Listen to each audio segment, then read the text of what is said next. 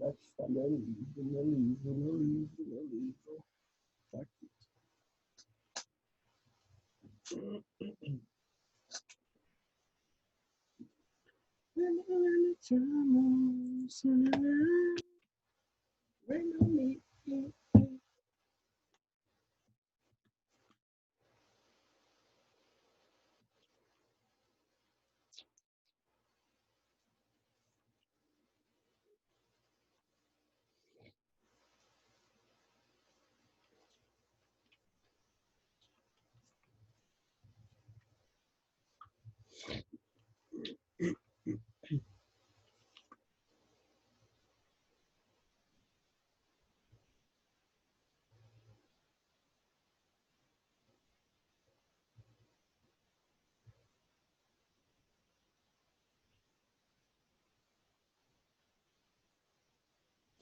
Ah, uma observação que eu estou vendo aqui no livro agora. Vejam, viu? O ácido carbônico, eu vou fazer aqui em azul para vocês verem. Ó, o ácido carbônico é esse aqui, H2, tá? H2CO3. Quando você faz a classificação se ele é forte, moderado e tudo mais, o que é que acontece? Você diminui o 2 pelo 3 aqui, né? Aí vai dar o quê? Vai dar 1. Aí a gente sabe que todo ácido que dá 1, todo oxiácido que dá 1, ele é moderado. Mas nesse caso aqui, o ácido carbônico é uma exceção. Notem aí. O ácido carbônico H2CO3, ele vai dar 1, mas ele não é moderado, ele é fraco. Ele é uma exceção, tá? Porque, veja, porque o ácido carbônico, ele é um ácido instável, tá certo? Ou seja, ele se decompõe muito facilmente, ele se decompõe muito mais rápido do que ioniza, tá? E isso faz com que ele apresente um pequeno grau de ionização, certo? E assim, por esse motivo, ele é considerado um ácido fraco, tá certo? Respondido? Sim. Pronto, né? Ó, o ácido acético, o vinagre, tá? Ele pode ser obtido a partir do álcool, como a gente viu lá em biologia. Lembra que a gente viu em biologia que o ácido acético ele é obtido através da fermentação do álcool, tá certo? Na verdade, através da fermentação do álcool, não. Na verdade, através da adição de oxigênio ao álcool, né? Quando os fungos lá, eles fermentam a uva, fermentam, por exemplo, a maçã, o que é que acontece? A cana de açúcar, enfim, eles transformam, eles fermentam e produzem o álcool etílico, tá certo? Aí vem a produção do vinho, a produção das cachaças e tudo mais, tá? E aí, por exemplo, se esse álcool, esse vinho, ele estiver aberto, né, ele vai captar o quê? Oxigênio, ele vai oxigenar. E aí, com a oxigenação, esse álcool vai virar vinagre, virar ácido acético, tá certo? É assim que a gente viu em biologia, tá certo? E aí, ó,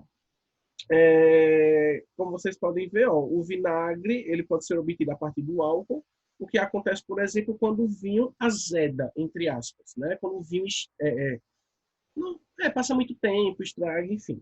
Aí, esse ácido é o principal componente do vinagre, tá? E será estudado com detalhes em química orgânica, parte 3, tá? Beleza, certo? Aí, ó, o vinagre, ele tem um grau de ionização de 1,3%. Logo, ele é considerado um ácido fraco também, certo? O vinagre, ele é, né, o ácido acético, ele é um ácido fraco. Ou seja, em um modo geral, a gente sabe que o vinagre ele é um ácido orgânico, porque ele possui aquela carboxila que eu falei a vocês. E, no geral, todos os ácidos orgânicos, eles são ácidos fracos, tá? Então, vale vocês colocarem essa observaçãozinha aí também, certo? Para vocês lidarem melhor aí nas questões quando vocês forem estudar.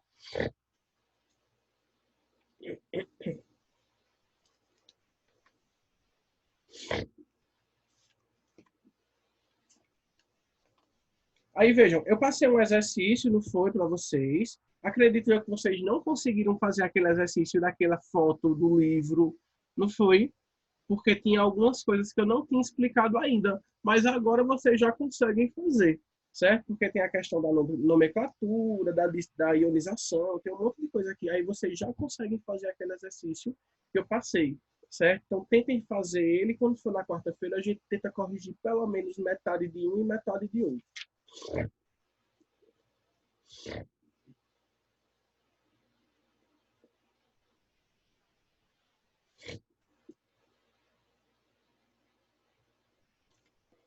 Isso aqui eu já falei, isso aqui ainda vou falar. Ah, gente, a gente agora vai falar um pouquinho sobre as bases. Só um minutinho que eu vou fazer uma coisa aqui.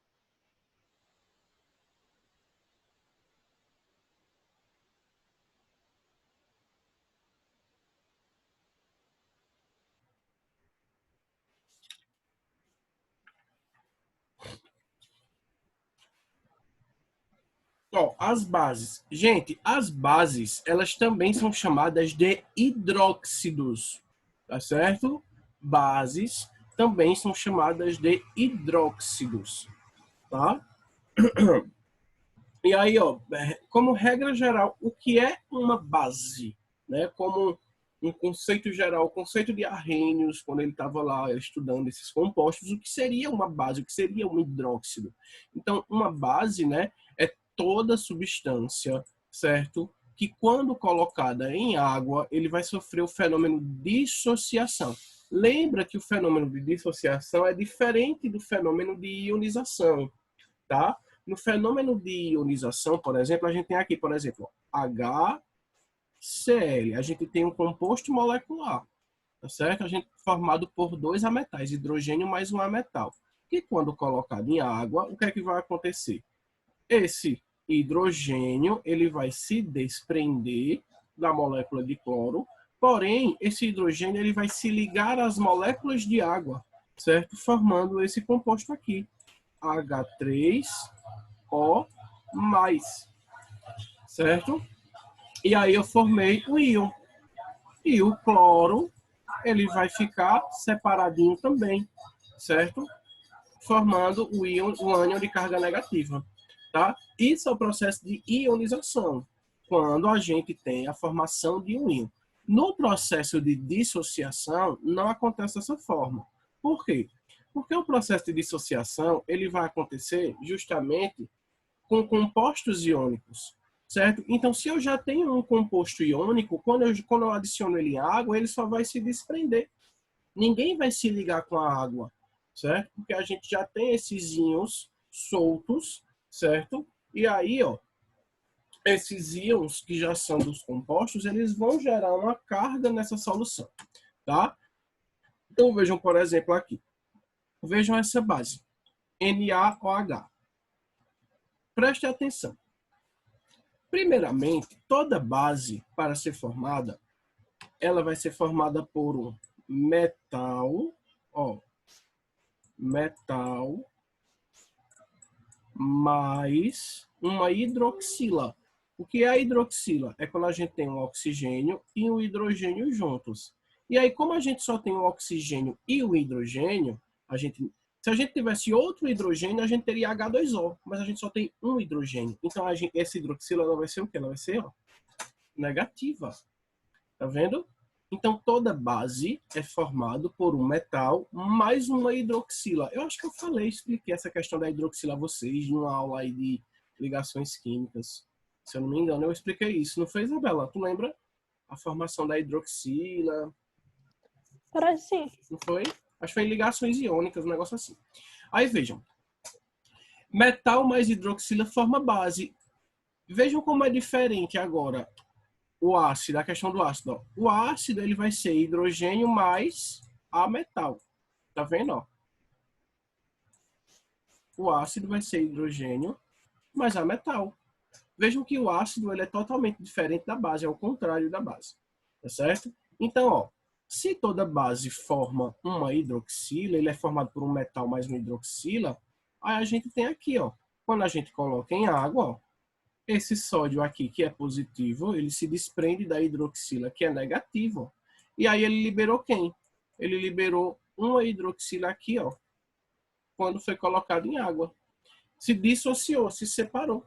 Tá vendo? Mesma coisa acontece aqui. Vejam só. Agora, preste atenção aqui nisso aqui, ó. Lembra que na tabela periódica o sódio ele está na primeira família? E todos os elementos da primeira família, eles vão ser monovalentes, certo? Ou seja, eles só vão, ó, liberar um elétron, tá? Já os elementos da segunda família, né? Família 2 ou família 2A, ela vai liberar o quê? 2 elétrons. Então, o cálcio, ele sempre vai ser mais 2. Lembraram isso? Lembrem disso, viu? Primeira família sempre é mais 1, né? O mais. Segunda família, mais 2. Terceira família, mais 3. Certo? E aí, na tabelinha que eu passei para vocês ontem, também tem falando sobre isso. Quem são os mais 1, mais 2, mais 3, enfim. Mas lembra que todos da segunda família são mais 2. E aí, ó, como o cálcio ele é mais 2, para formar uma base, ele tem que se ligar com quantas hidroxilas? Se cada hidroxila é menos, então, ó, para adquirir essa estabilidade, ele vai ter que se ligar com 2 hidroxilas, tá certo? Lembrem que isso aqui é a mesma coisa disso aqui, ó, 2 OH menos. 2OH menos, não, 2OH só. 2OH menos, certo? Entenderam? É a mesma coisa isso aqui, disso aqui, tá certo? Aí vejam, o cálcio aqui, ele vai se ligar, ó, com 2 hidroxilas, já que ele é mais 2. Ó. E aí, quando ele se liga, como é que vai ficar o composto? Cálcio, certo? Aí eu coloco um parêntese, OH, fecho o parêntese e aqui embaixo eu coloco 2. Por que tem que ter o parêntese? Porque se eu fizesse assim, ó, OH2, esse 2 estaria indicando que eu teria só 2 hidrogênios aqui. Esse composto não existe, certo? Então a gente tem que colocar o parêntese quando a gente for fazer a base. Alguma dúvida, pessoal, nisso aqui? Tá fácil, né? Aham. Relembrando só o conteúdo, esse conteúdozinho do ano passado, muito simples. Aí, ó, no caso ali, ó, o que é que tá acontecendo aqui? Eu tô colocando hidróxido de cálcio, né, que é esse composto, em água. E aí, quando eu coloco em água, acontece o quê? A separação, a dissociação, certo? A mesma coisa vai acontecer aqui.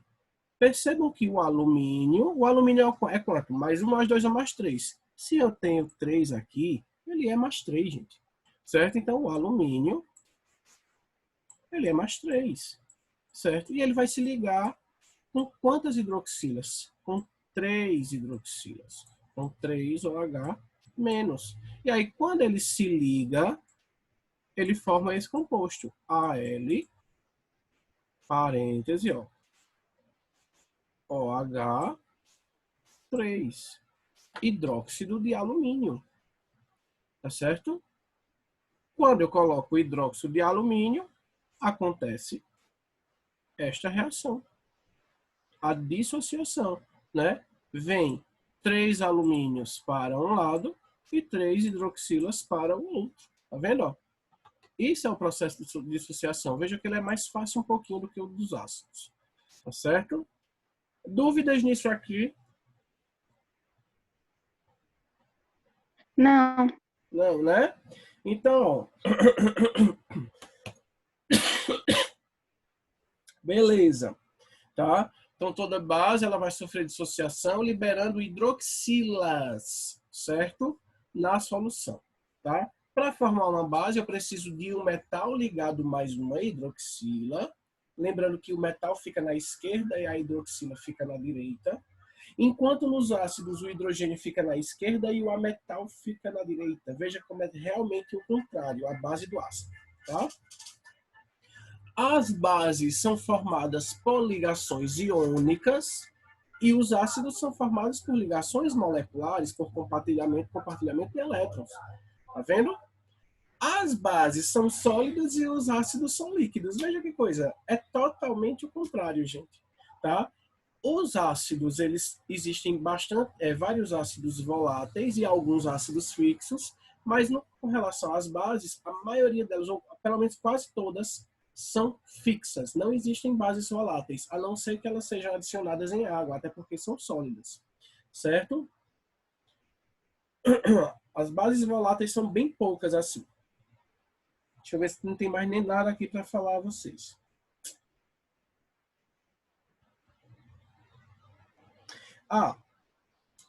Para vocês não confundirem como formar, por exemplo, uma base, lembra da regrinha da tesoura, tá, gente? Lembra disso aqui. Por exemplo, o alumínio. Quantas hidroxilas o alumínio vai se ligar? Ó, a gente coloca aqui alumínio mais 3, não é isso? Hidroxila menos. Aí o que é que a gente faz agora? Esse vem para cá e esse vai para cá. Vai ficar AlOH3. É outra forma de você fazer, tá certo?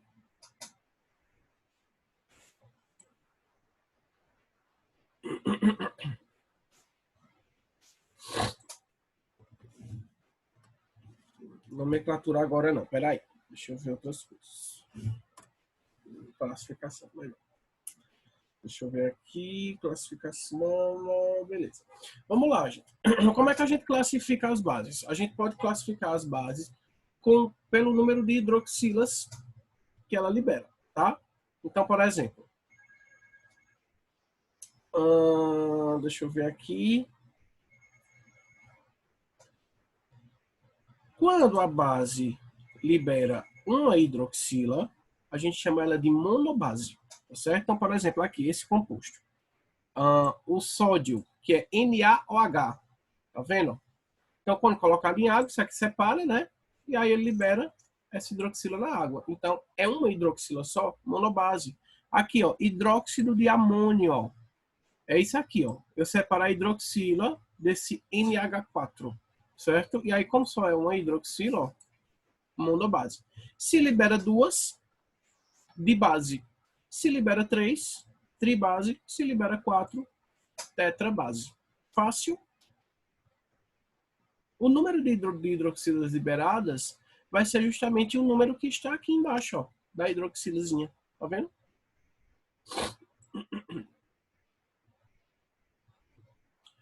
Grau de ionização das bases. Vamos ver aqui. Deixa eu ver se tem aqui no meu livro. Deixa eu ver.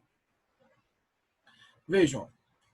A força das bases pode ser relacionada com a solubilidade, tá? Ou seja, dependendo da solubilidade da base, se ela é mais solúvel ou se ela é menos solúvel, a gente pode dizer se ela é mais forte ou se ela é mais fraca, tá? Quanto maior a solubilidade de uma base, maior será o seu grau de dissociação. E ela será considerada uma base forte, tá? Então, quanto mais solúvel uma base for, mais forte ela será, tá certo? No entanto, se a base for pouco solúvel, o seu grau de dissociação vai ser menor, logo, ela vai ser considerada uma base fraca. Tá certo? É bem simples isso. Se ela é bem solúvel, ela vai ser forte. Se ela é pouco solúvel, ela vai ser fraca. Tá certo? Aí, ó, vê só. O hidróxido de amônio, que é o NH4OH, esse aqui, ó. Ó, esse aqui. Hidróxido de amônio. Certo? É uma base proveniente de substância molecular, tá? Porque ele é formado por amônia e uma hidroxila. Ele não é formado por um metal. Isso aqui, NH4, presta atenção. NH4 não é metal, tá, gente? Isso aqui é amônia. É uma substância molecular. É a única substância molecular que forma base. O resto são todos metais que vão formar.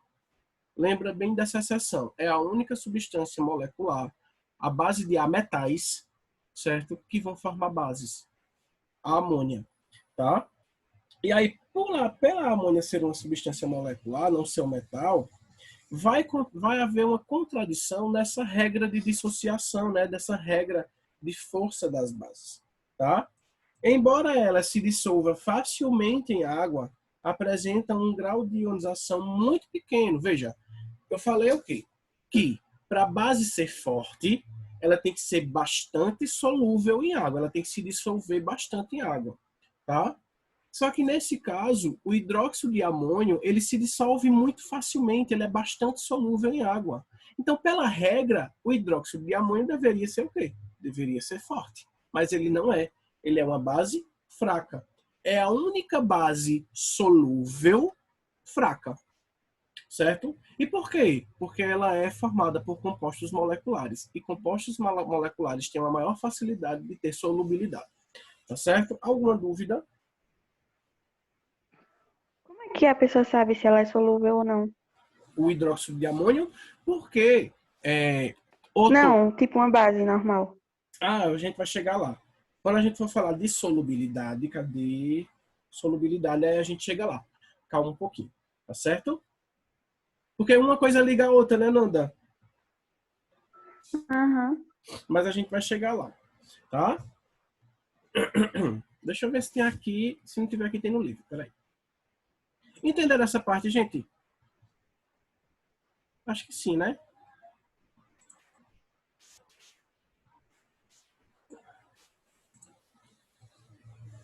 Quanto à solubilidade, tem aqui. Deixa eu ver logo a parte do livro, que às vezes o livro é um pouco mais explicado do que esses lá. Vamos lá.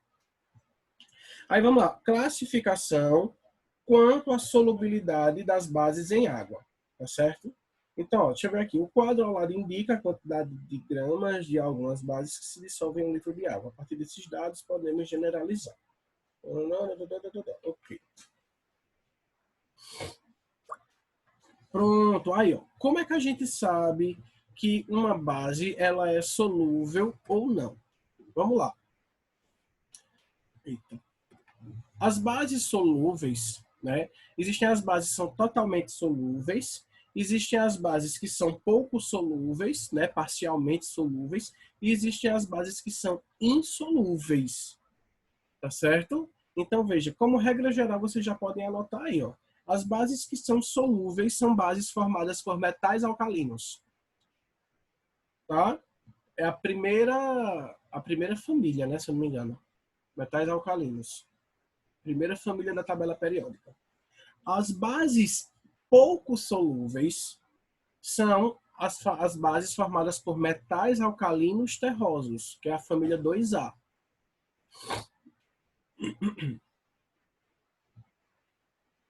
E as bases que são insolúveis, ou praticamente insolúveis, que não têm solubilidade, são bases formadas por outros metais. Tá certo? Então, por exemplo, o potássio ele está na primeira família, ele é um metal alcalino, certo? Logo, o potássio, quando forma uma base, essa base ela vai ser forte, ela vai ser uma base bastante solúvel. Já, por exemplo, o cálcio, né, ele está na segunda família, ele é um metal alcalino terroso, então ele vai ter pouca solubilidade. Logo, ele é uma base vamos dizer que é uma base moderada, certo? Ela é forte, mas não é tão forte quanto a base que é formada por potássio. É uma base moderada. E o alumínio, por ser outro metal, né, ele vai ser uma base fraca. Vou mandar o link lá novamente.